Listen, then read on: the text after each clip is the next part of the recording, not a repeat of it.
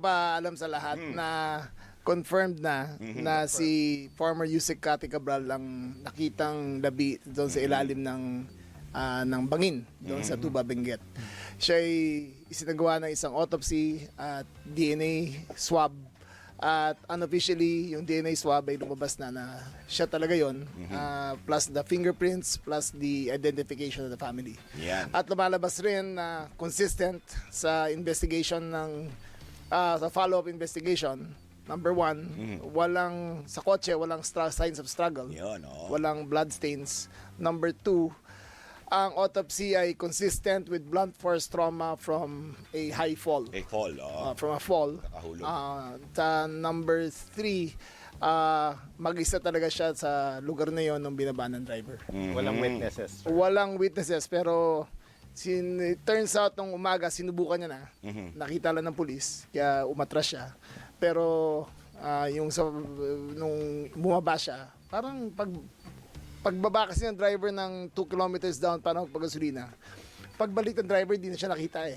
So baka doon pa lang tumalon na. Ayun na lumalabas. So ang cause of death, Blunt force trauma. Wasak ang kanan na bahagi ng mukha niya.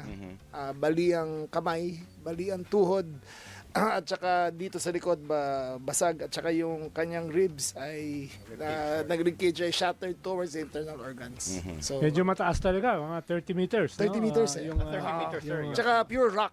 Pure rock ang binagsakan. 30 meters wala sa man mga ng tubig na 100. sumalo. Walang talon, walang puno, walang lupa, diretsong bato talaga. Bato. Marami magiging conspiracy theories dito eh. Sinigurado ko talaga na yung complete yung autopsy report, complete ang scene of crime report.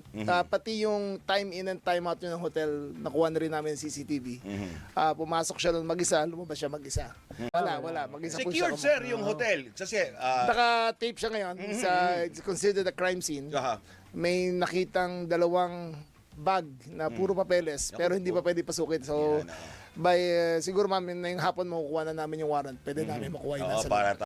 Nung pinapollow up ko yung reports, hindi nila tinrita sa crime scene. Pero for a highly controversial character involved in the biggest scandal in Philippine history, bakit di naman nila sinabing tinanong man lang, baka may iba nangyari dito? Cellphone, sir. Wala pa. Yung cellphone na pumayag na yung asawa, pagkatapos doon ng cremation, bibigyan niya na yun. Okay.